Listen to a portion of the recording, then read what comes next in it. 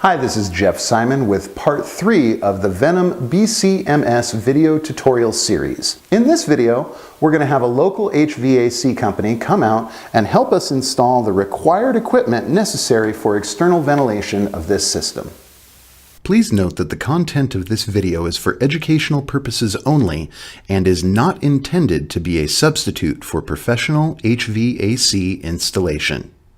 We had a local HVAC company, ACI Northwest, on site to manage the installation of our ventilation system. This will ensure that all work will be completed to the National Mechanical Code while also conforming to local building codes and the authority having jurisdiction.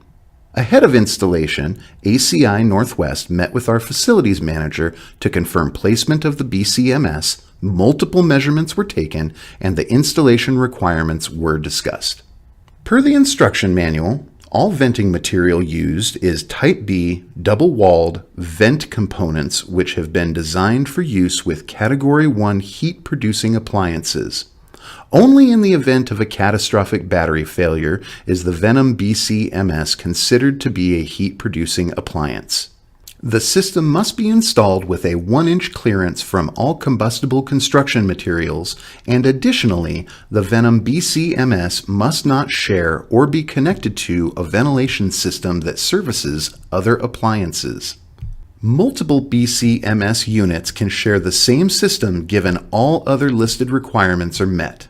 Limiting the use of 4-inch venting material will keep the system in negative pressure, as the system only serves to evacuate smoke in a catastrophic battery event. An inline booster fan is required to ensure proper evacuation of smoke.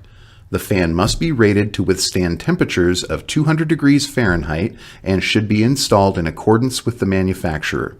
See the Venom BCMS manual for details on the booster fan requirements. As a final installation step, the inline booster fan will need to be wired by an electrician. Improper installation can severely limit the effectiveness of the system's ability to contain a battery fire, leading to personal injury and/or property damage. Thanks again to the professionals at ACI Northwest for their help in this installation. Please check the information below for a link to our next video, Part 4, where we will cover getting started with the Venom BCMS software.